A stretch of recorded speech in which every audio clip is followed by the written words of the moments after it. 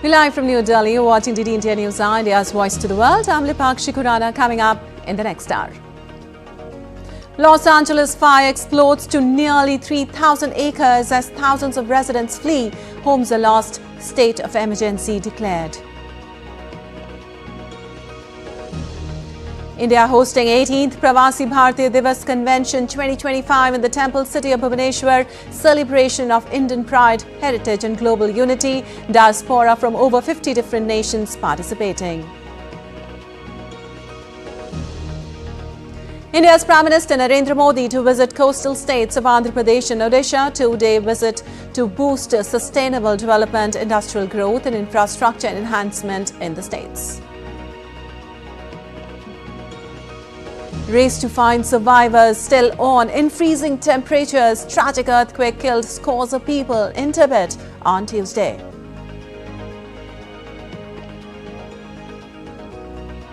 US President-elect Trump refuses to rule out military action over Panama Canal. Greenland will rename Gulf of Mexico.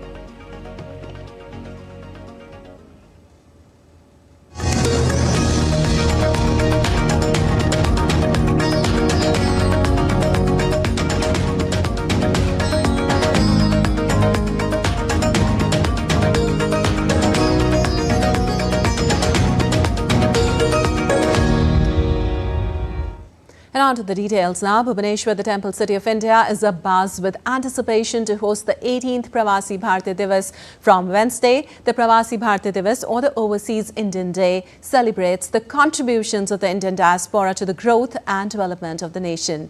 This year's Pravasi Bharatiya Divas promises to be a landmark event, weaving together the themes of heritage, innovation and global engagement in the spiritual and cultural heartland of India. Bhubaneswar, the capital city of Odisha, will host the 18th Pravasi Bharatiya Divas convention from Wednesday. The three-day event will be held from the 8th to the 10th of this month. Youth Pravasi Bharatiya Divas will be inaugurated by External Affairs Minister Dr. S. Jaishankar along with the Youth Affairs and Sports Minister Mansukh Mandavia and the Chief Minister of Odisha. Dr. Dev Pragad, the CEO of the American magazine Newsweek, is the chief guest of the Youth Pravasi Bharatiya Divas. The Pravasi Bharatiya Divas convention is being organized for the first time in the state of Odisha, which is famous for its rich historical, cultural and spiritual heritage. The 18th Pravasi Bharatiya Divas convention will be formally inaugurated by the Honorable Prime Minister of India, Sri Narendra Modi ji, on 9th of January. Her Excellency Christian Carla Kangalu, ORTT, the President of the Republic of Trinidad and Tobago, will be the chief guest of the 18th Pravasi Bharatiya Divas, and she would be virtually addressing the convention. 9th of January is observed as the Pravasi Bharatiya Divas since 2003 to mark the contribution of overseas Indian community to the development of India. Prime Minister Narendra Modi will be inaugurating this year's Pravasi Bharatiya Divas on Thursday. Chief guest of the 18th Pravasi Bharatiya Divas, the President of Trinidad and Tobago, Christine Carla Kangalu, will be addressing the convention virtually. Prime Minister Modi will also virtually flag off the first special tourist train for Indian diaspora, the Pravasi Bharatiya Express. The train will depart from Nizamuddin railway station in Delhi, covering multiple destinations of tourist and religious importance. President Draupadi Murmu will address the valedictory session of the PBD on Friday. The President will also confer the Pravasi Bharatiya Samman Awards to the overseas Indians to recognize their outstanding achievements both in India and abroad. The theme for this year's Pravasi Bharatiya Divas, Diaspora's Contribution to Viksit Bharat, resonates with India's vision to make the diaspora an integral part of India's growth story, harnessing their potential on one hand, using the cultural connect, but also giving them opportunity to become equal stakeholders in India's growth story as it endeavors to become a developed country by 2047.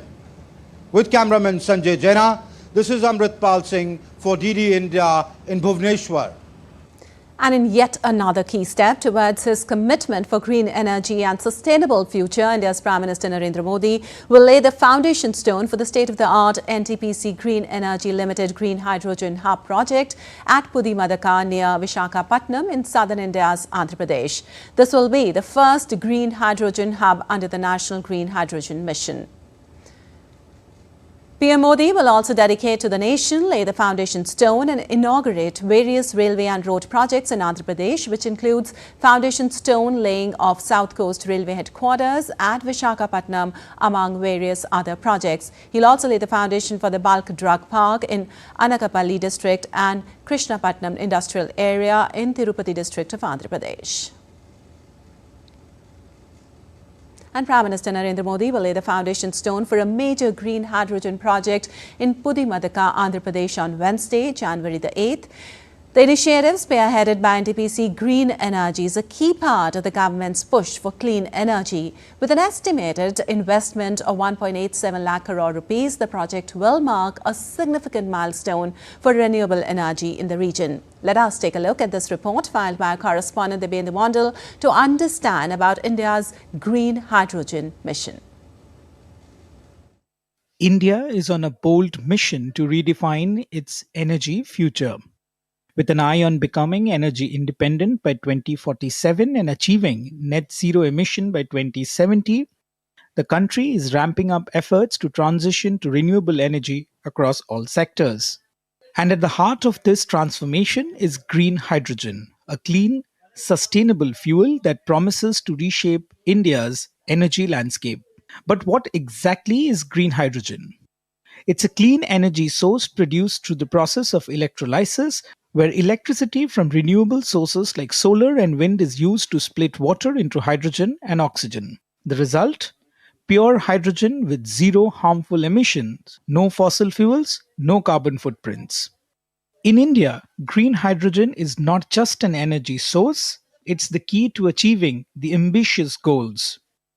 Reducing fossil fuel dependency, creating new industries, and contributing to the fight against climate change. The National Green Hydrogen Mission, approved in January 2022, aims to make India a global leader in hydrogen production and exports. By 2030, the mission is set to achieve a production capacity of 5 million metric tons per year, driving the country's renewable energy sector to new heights. Energy transition and sustainability have become central to global policy discourse. Friends, India is committed towards creating cleaner and greener planet. We were the first among G20 nations to fulfill our Paris commitments on green energy. By 2030, the Green Hydrogen Mission is expected to generate over 6 lakh jobs and attract more than 8 lakh crore rupees in investments. And crucially, it will slash over 1 lakh crore rupees in fossil fuel imports. Green hydrogen can also revolutionize sectors like transportation, industry, and power generation. It offers the potential to replace fossil fuels in steel manufacturing, petroleum refining, and even long-haul transportation. And in remote areas, it could serve as a decentralized power source, boosting energy access and reducing reliance on traditional grid systems. The National Green Hydrogen Mission is a game changer for India's energy security. It taps into the country's vast renewable energy resources, ensuring a sustainable and self-reliant energy future for generations to come. With advancements in green hydrogen technology, India is positioning itself at the forefront of the global renewable energy revolution. And with the government's continued focus on research and development, India is poised to lead the world in green hydrogen production and exports. Dibendu Mondal's report for DD India.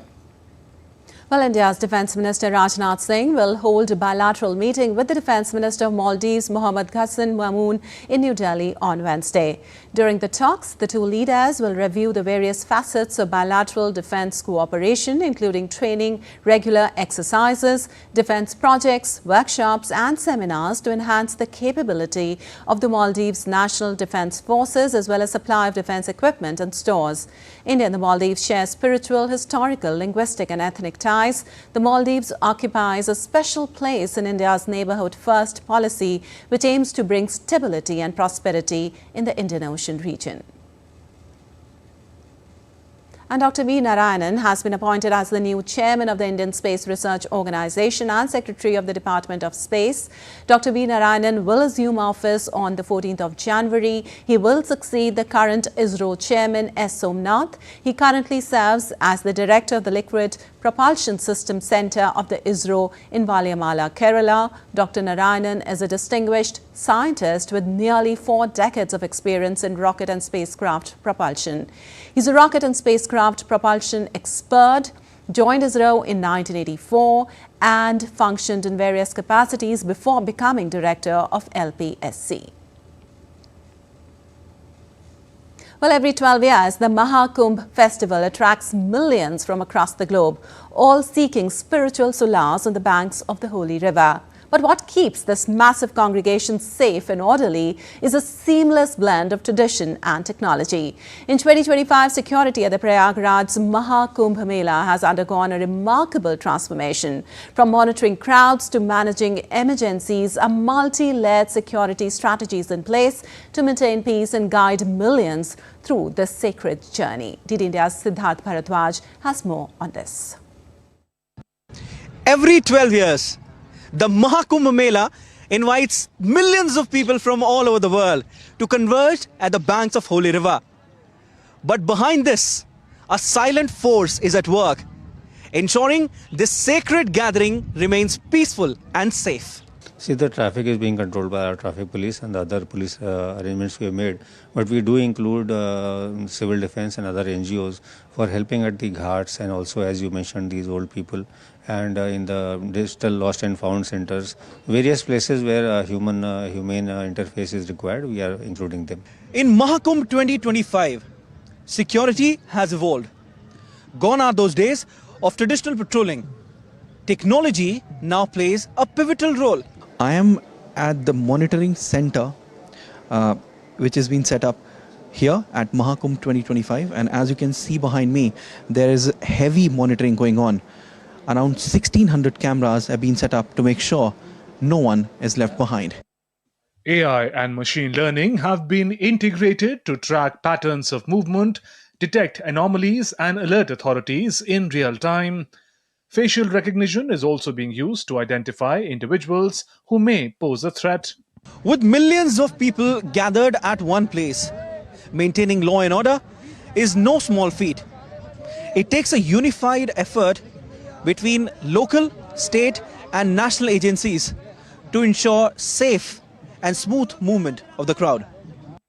As part of security measures, security personnel are checking all vehicles and identity cards of individuals entering the area.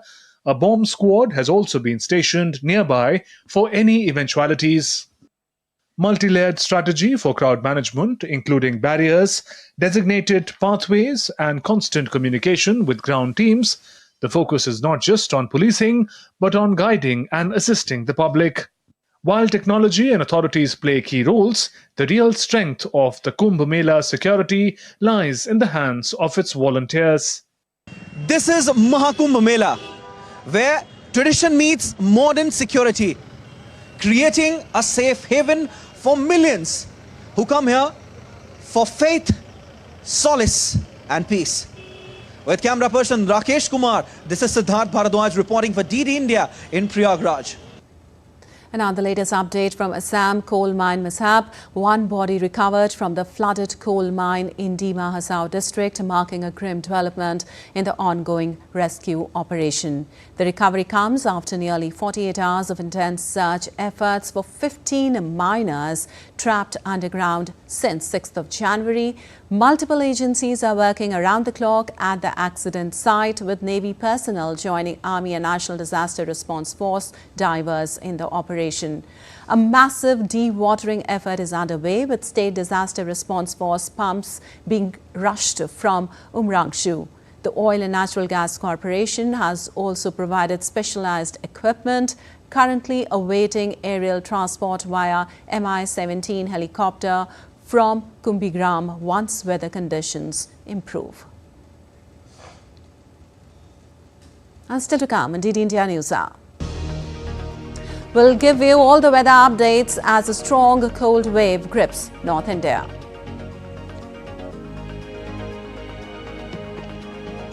Race to find survivors still underway in Tibet. And Nicolas Maduro set to be sworn in for the third term as the president.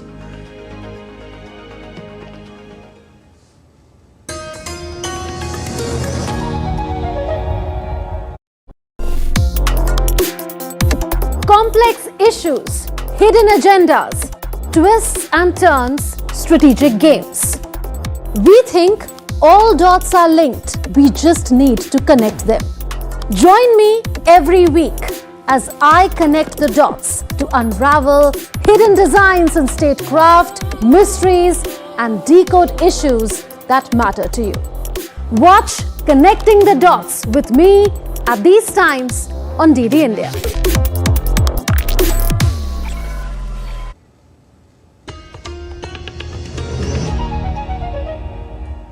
Welcome back. You're watching DD India News. I'm Lipakshi Khurana, and moving on, the Indian Meteorological Department has forecasted that several parts of India will experience cold conditions, dense fog and rainfall because of a western disturbance.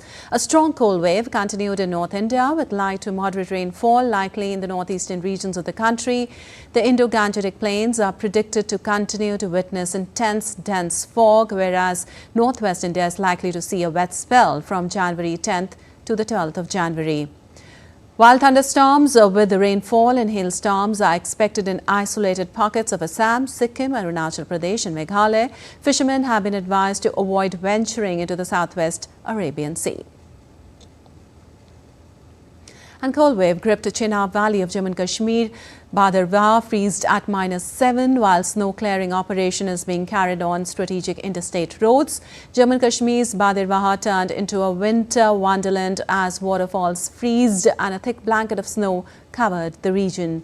The temperature continues to remain below the freezing point. Multiple machines have been deployed to clear the snow from Badarwah Chamba and Badarwah Pathankot interstate highways, resulting on high tourist influx, especially at Guldanda. Water and drainage system beside natural water bodies are frozen because of the cold wave, adding to the woes of the locals. इसलिए हम पूरी अपनी कोशिश हमारी 10 मशीनें थी, हमने पूरी मशीनें डिप्लॉय करके अपनी ये अब कोशिश कर रहे हैं कि हमारा यहाँ मैक्सिमम जो ये अपना व्हीकल ट्रैफिक के लिए पहले हम एक सिंगल इसमें निकाल 15 दिनों से जो है हमें पानी नहीं है। हमारी जितनी भी पाइपें थी वो लोहे की पाइपें थी, वो कोरे से पूरी पाइपें फट गई हैं। तो उसके बाद जो है हमें बहुत जो है मुश्किल का सामना करना पड़ रहा है। Tourists in large numbers have begun to make a beeline for the snow-filled Meadowland Guldanda in Bandarwah Pathankot highway of Jammu and Kashmir, boosting local business. And for more from there, Tahir Nadeem joins us from Bandarwah. Well, Tahir, Bandarwah welcomed its first snowfall almost a month ago, and now the temperatures further dipping continuously with more snow. Get us the latest weather update from there. Well, Deepika, right now it is bright sunshine, although temperature at this time at 10 a.m. it is 3 degrees Celsius. But it's pleasant for the tourists and locals as well. The fog has disappeared after snowfall on 28th, which was moderate in the valleys and very high snowfall in the higher altitude Guldanda, Kailash Kund, Ashapati Glacier. So after that, fog has disappeared. Weather is pleasant but very cold. As you said that those water bodies have got frozen due to the continuous temperature, low temperature, it has gone to -7 degrees Celsius, the lowest in Jammu region. And since last fortnight, it is the temperature is night temperature is continuously below freezing point. That has resulted into the icy roads, and also water pipes have got frozen. But on the other hand, the bright sunshine which has come after the 28th of December, which was when we witnessed the snowfall here. After that, tourists have started converging in large number, especially at Guldanda, which is located on Bhadra Pathankot highway. And as per the figures issued by Mr. Balkishan, which is the CEO of Bhadra Development Authority, that Guldanda has emerged as the most visited snow destination of Jammu and Kashmir last year and this year as well. The tourists are coming in large number and they are enjoying bright sunshine, although the temperature is very low. But the district administration has made all the contingency plan, and immediately after the snowfall, snow clearing operation were carried out on both the interstate highways. One is Bhadra Chamba interstate highway and other is Bhadra Pathankot interstate highway. And more than 12 machines were deployed on these roads to clear the snow. And not only that, because of the freezing temperature, the ice has started accumulating on these roads. So to do some corrective measures, both salt and this urea is being sprinkled on the roads in the shady areas, because of that the traction of vehicles increases and ice melt is very fastly, so that for the safety of the tourists, that is being also carried out. Right now, people are expecting that, as IMD has predicted that 11 and 12th there will be some more snow. They are expecting that their snow should come, because both the economy of this region is dependent on tourism and horticulture, and for that snowfall, good snowfall is imperative. Absolutely. Also, Tahir, of course, as you said, a lot of tourist influx is happening there. How are the daily lives getting impacted by current weather condition? Of course, water problem is there as the pipes are frozen. How is the snow clearing operation panning across the strategic areas? Well, as I said, the snow clearing operation is going on a rapid pace, and almost all the interior roads and even interstate road have been cleared of the snow. But yes, the Bhadra Chamba interstate road, which passes through Padri Pass, that is not being opened beyond Thanhala, which is the last village of Jammu and Kashmir. After that, Himachal starts.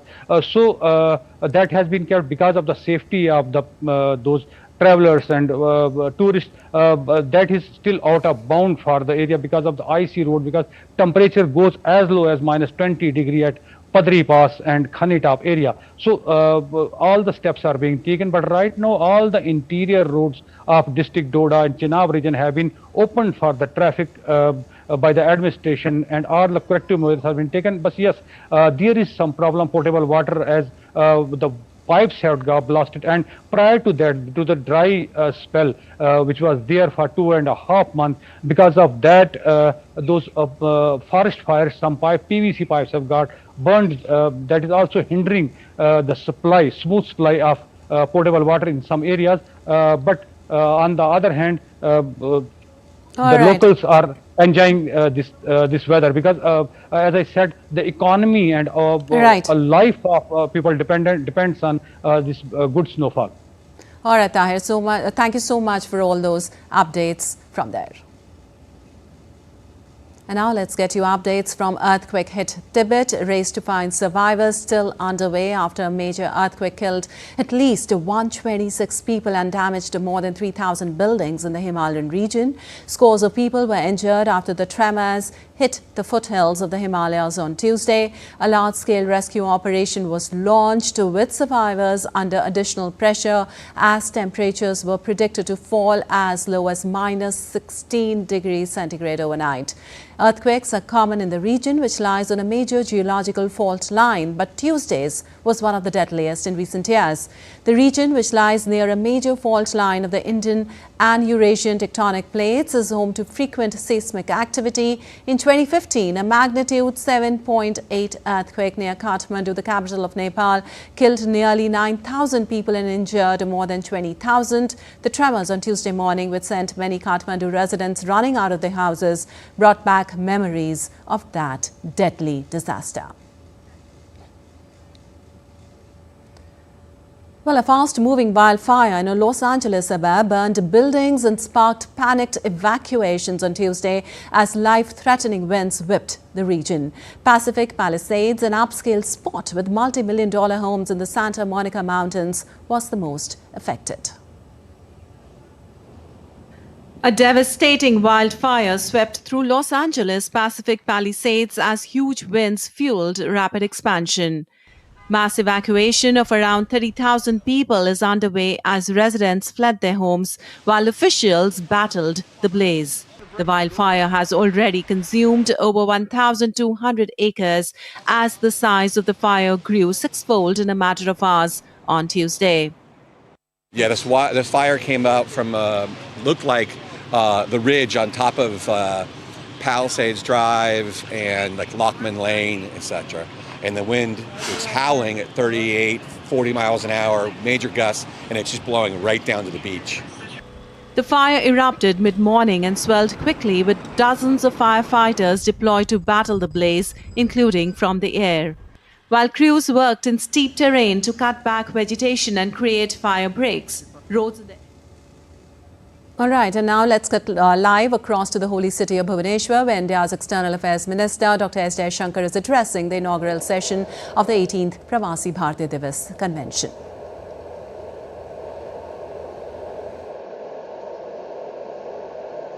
Odisha के माननीय मुख्यमंत्री श्री मोहन चरण मांझी जी,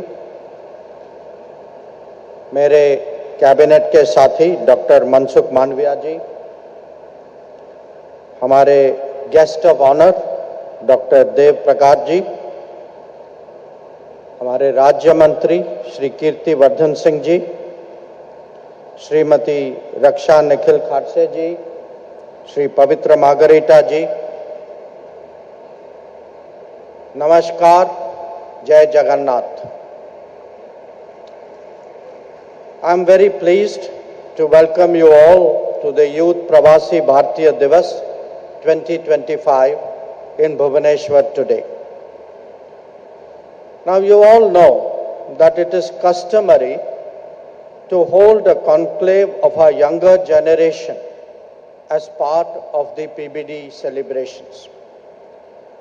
The thinking behind that is one of recognizing the special contribution that young minds make at home and abroad. And indeed, in connecting them more effectively for mutual good. At a time when so many key developments in the world are being shaped by this younger generation, whether we talk of AI or EV, innovation or startups, space or drones, sports, chess, cricket, there is all the more reason to do so. Friends, at home, we have just started our journey towards Viksit Bharat in the Amrit Kal. This is an endeavor that is very much about the future generation. After all, it is in this period that they will come to the front ranks of our society and lead our nation. A large part of our efforts is to give the right motivation to the younger generation to accelerate their efforts. While development itself is a very complex task, it becomes much easier when we are confident that nothing is beyond us. I still recall some time ago an observation by a famous Indian badminton player, P.V. Sindhu, on why Prime Minister Modi is a youth icon. She summed it up as his attitude, which moved the nation from chalta hai to badal sakta hai to hoga kaise nahi. Indeed, it is this very spirit which has driven our achievements in recent years. When confronted by the COVID pandemic, India demonstrated a remarkable resilience and strong recovery thereafter. And I remember working with Mansukh Bhai as Health Minister during that period. The very country that was predicted to go under ended up supplying vaccines and medicines to the entire world. A different but equally telling example is what we see in the realm of space, where there is a growing competition internationally.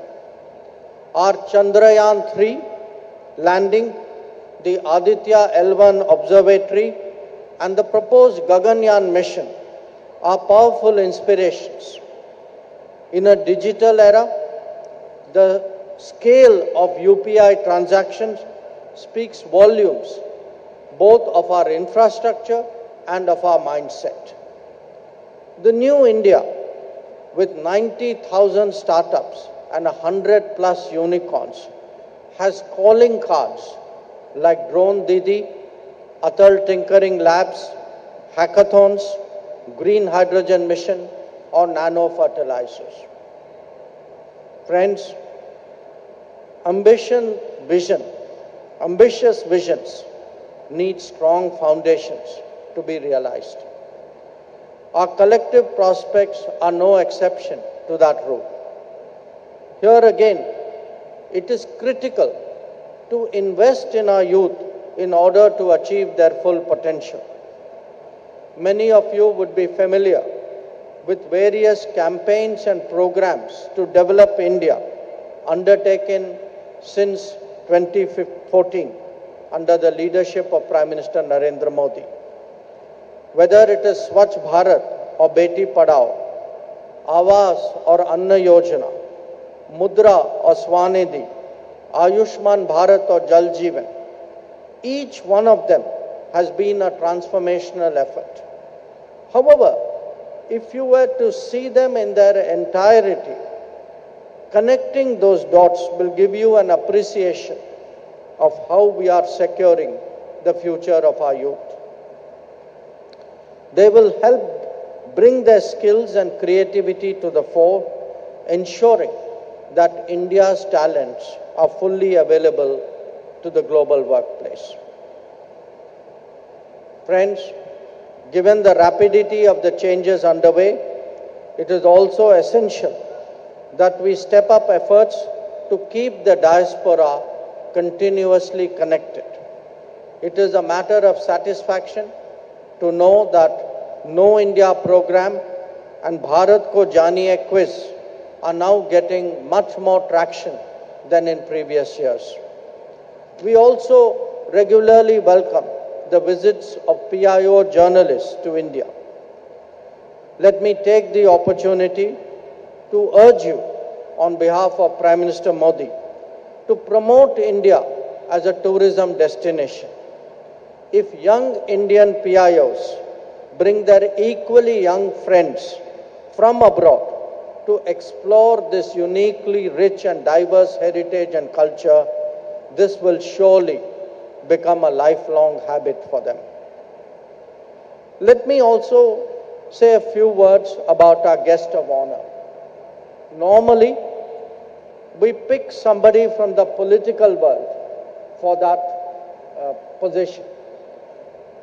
On this occasion, we have made a departure, I think a very understandable and I think a very justifiable departure of picking someone from the world of media, from the world of business, because Indians today, young Indians today are succeeding in so many domains, and it's important that we recognize that.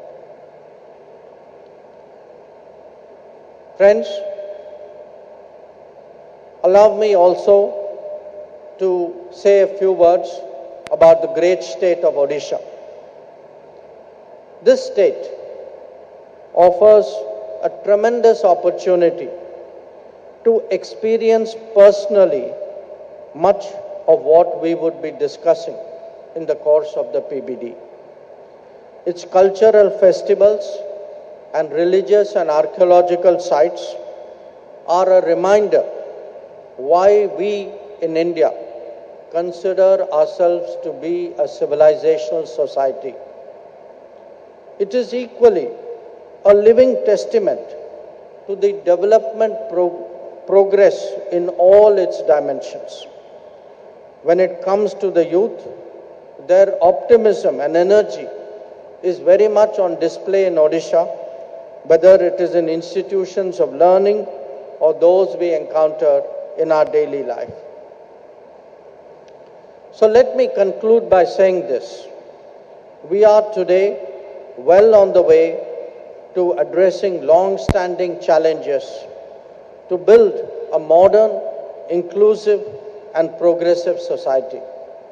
Our quest is unique because the largest nation in the world is developing in that matter in a democratic framework.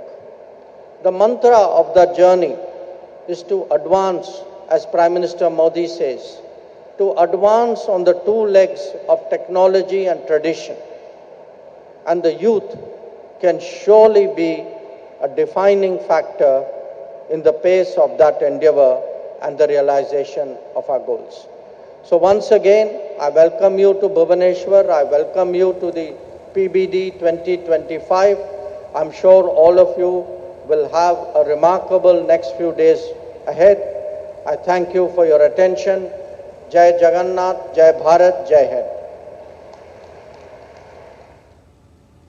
Well, we were watching live from the holy city of Bhubaneswar, where India's External Affairs Minister Dr. S. Jaishankar was addressing the inaugural session of 18th Pravasi Bharatiya Divas Convention. He welcomed everyone at the Pravasi Bharatiya Divas. He said that Pravasi Bharatiya Divas engages with Indian diaspora globally and spoke about how India supplied vaccines all over the world during COVID. He said that all the government schemes were securing the future of the youth in the country, and he said that we need to keep the diaspora connected. He urged to promote India as a tourist destination with its uniquely rich, diverse culture and biodiversity. And he said that the young Indians today were succeeding in so many domains. He said that Odisha was a state famous for its rich history and cultural heritage, and we are on the way for building a progressive society.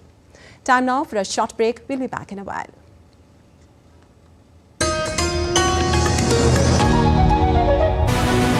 This week on Defence Dynamics, discover India's strategy to counter Turkey's Bayraktar drones used by both Pakistan and Bangladesh. Decode the Indian Navy's new ships set for commissioning on this January the 15th. Uncover why the US stealth destroyer Zumwalt is going to be the deadliest warship of the future. And in the Neighborhood Watch, we will analyze for you the geopolitics behind Pakistan's intelligence chief's visit to Tajikistan. All this and much more on Defence Dynamics this Wednesday at 8 p.m. IST only on DD India.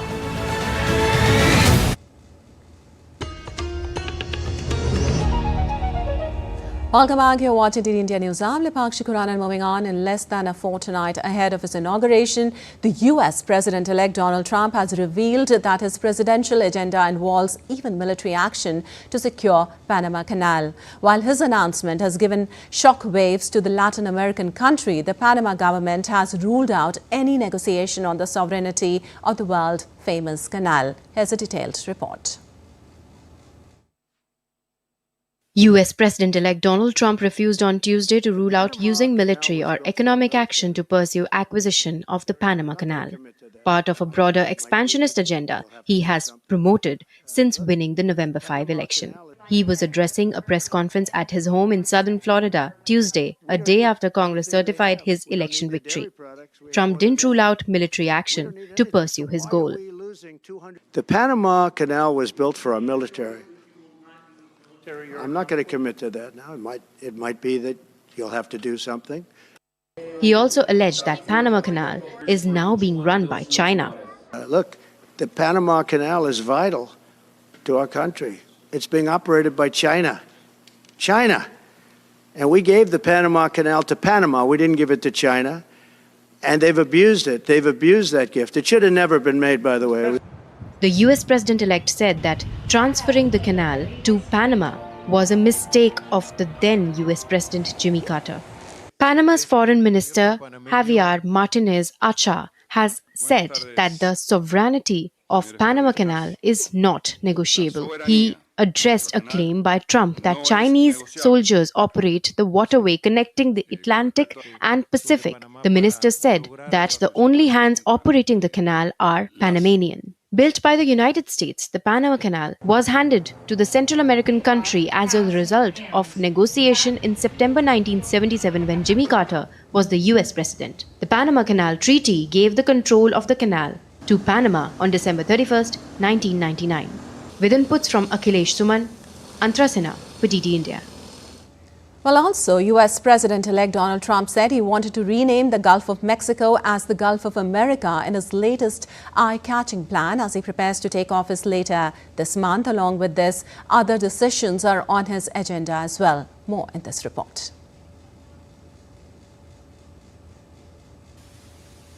Apart from not rolling out military action to secure the Panama Canal, US President-elect Donald Trump has also threatened to employ economic measures against neighboring Canada in meandering remarks Tuesday that drew firm and frosty responses from the US neighbor. Speaking after Congress certified his election victory, the Republican president-elect gathered reporters at his home in southern Florida to announce a $20 billion Emirati investment in US technology. He announced he was going to rename the Gulf of Mexico the Gulf of America and threatened the US's southern neighbor again with massive tariffs if it does not halt illegal border crossings. Changing the name of the Gulf of Mexico to the Gulf of America, which has a beautiful ring that covers a lot of territory. The president-elect also described the new name as beautiful and appropriate. He also added that eliminating the artificially drawn US-Canada border would be a boon to national security. Canada and the United States, that would really be something. You get rid of that artificially drawn line, and you take a look at what that looks like, and it would also be much better for national security. Don't forget, we basically protect Canada. We don't need anything they have. We don't need their dairy products. We have more than they have. We don't need anything. So why are we losing $200 billion a year and more to protect Canada?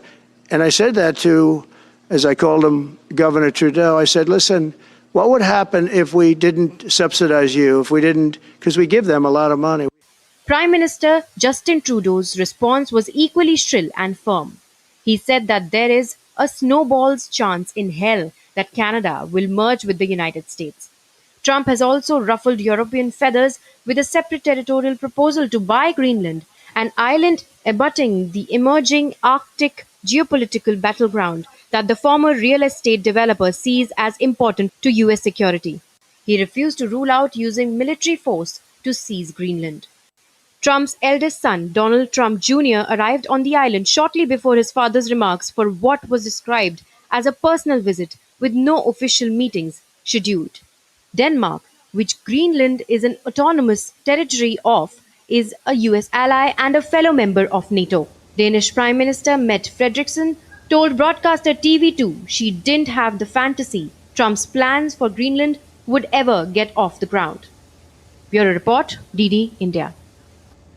All right, and for more on this, we are joined by Shubhendu Ghosh. Well, Shubhendu, the latest statement by Donald Trump and his intent speaks a lot about his plans ahead of the 20th Jan ceremony. First, tell us the strategic importance of Greenland for USA.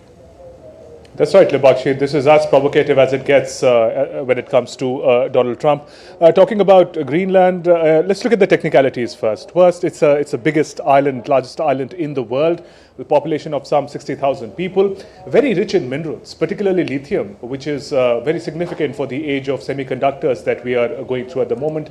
So in that sense, hugely significant for any country to in fact be able to access the resources. But Greenland is an autonomous region of the Kingdom of Denmark. They've had a colonial relationship. Even while Donald Trump is talking about purchasing Greenland from Denmark, there is a freedom movement. It is an autonomous zone at the moment, but the Prime Minister of Greenland, Mute Egde, in fact, is leading the freedom movement.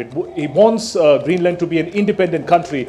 And in clear voice from that region, it has been said that Greenland is not for sale in the context of what Donald Trump is proposing. But America does have a major military base in Greenland. Technically, the capital nuke of Greenland is closer to New York than Copenhagen, which is the capital of Denmark.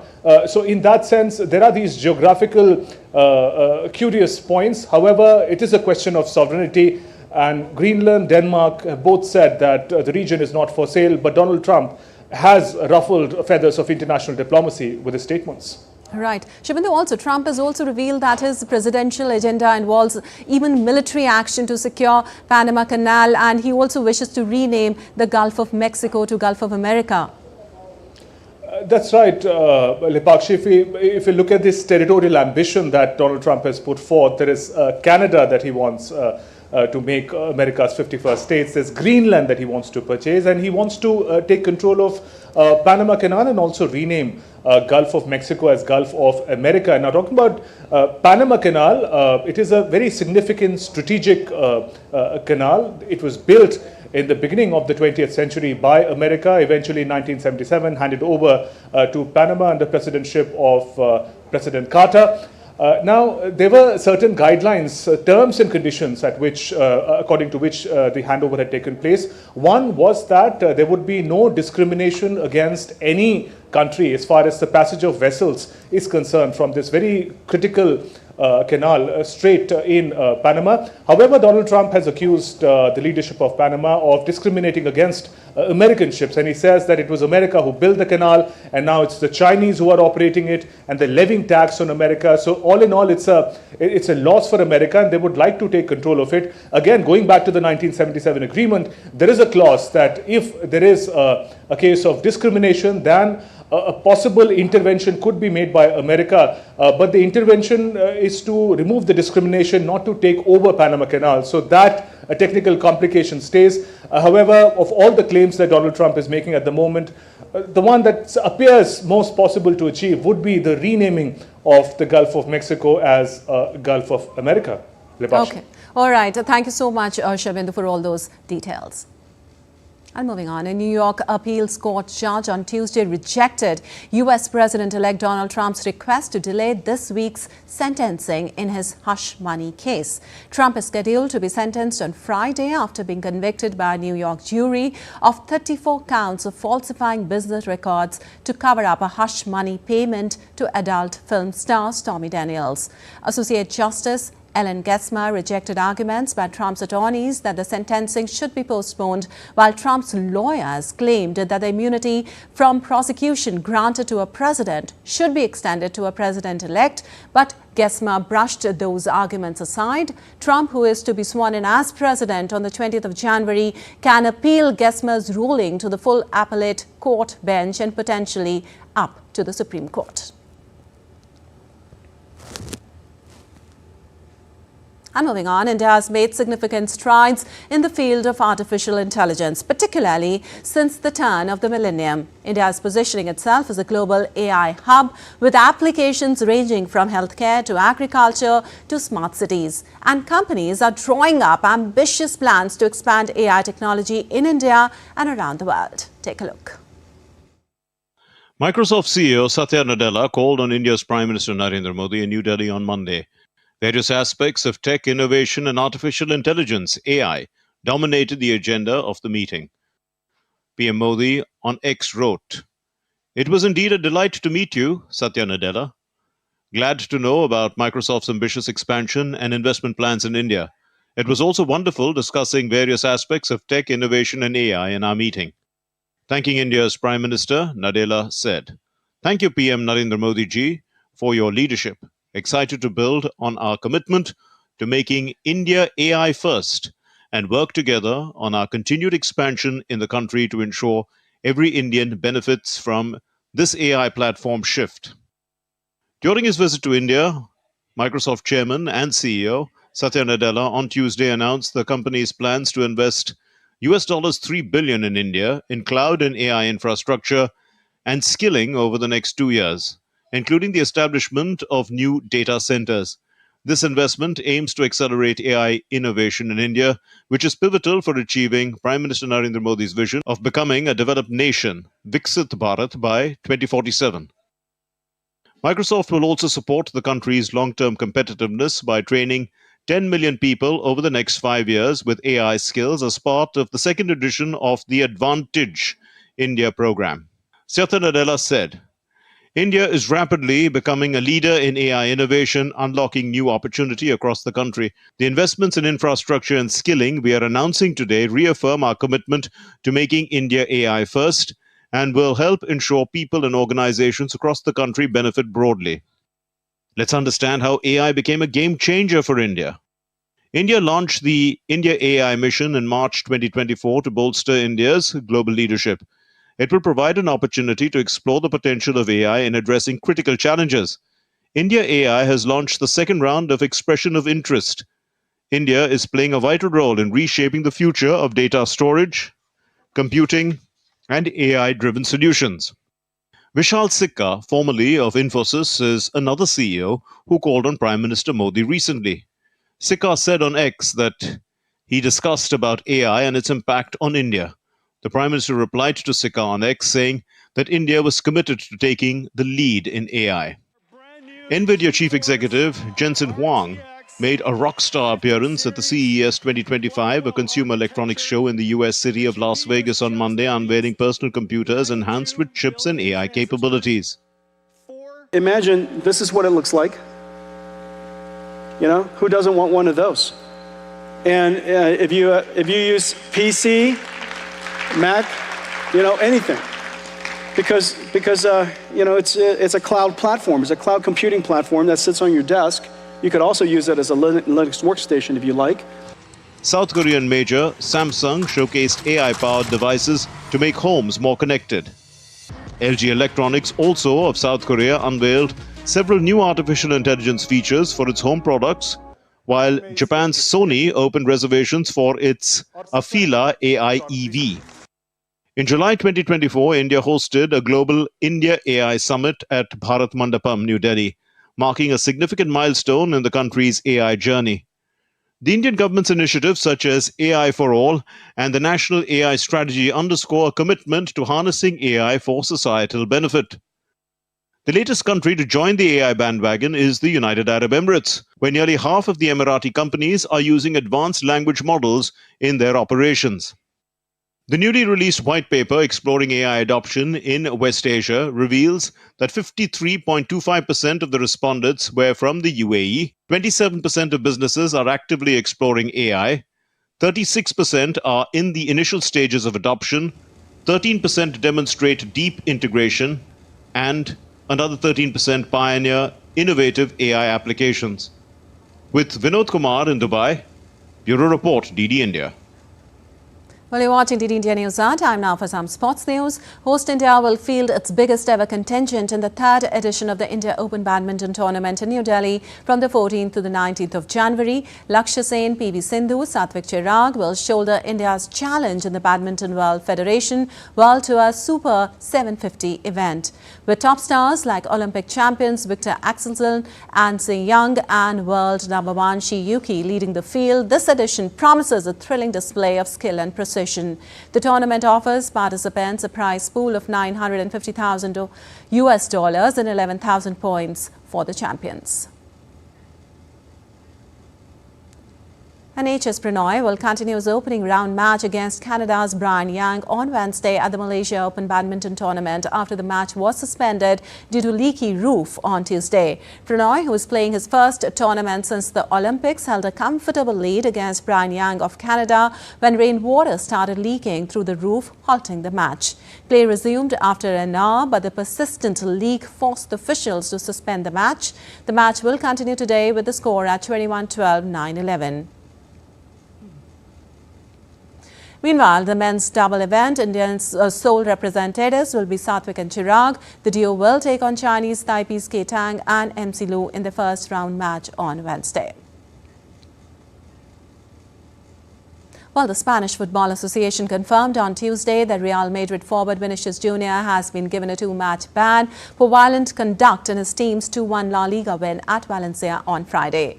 Vinicius was sent off for slapping Valencia goalkeeper Stol Dimitrivski in the second half at the Mestalla Stadium when his team were trailing 1-0.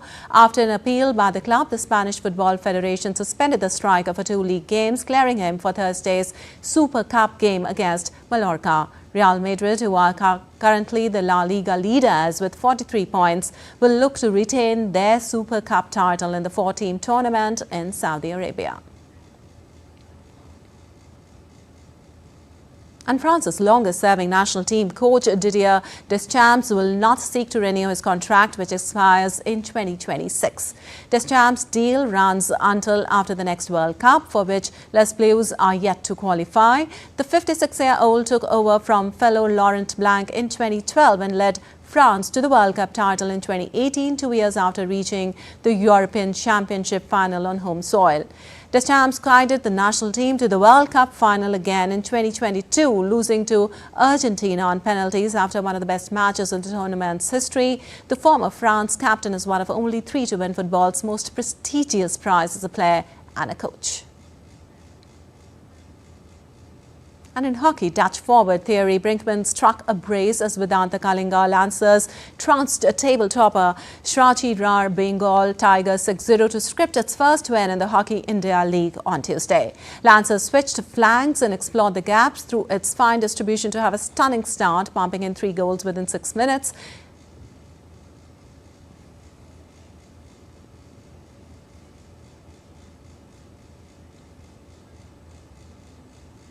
All right, that's all for this edition of DD India News Hour, but let us know your thoughts on the news of the day. For those on the go, you can get all the latest news and updates from India across the world on the DD India mobile app. The app is available on both Android and iOS platforms. Scan the QR code on the screen to download now. Well, we'll be back with more news as it breaks here on DD India. I'm Lipakshi Kunana from all of us here in Delhi. Thanks for watching DD India News Hour.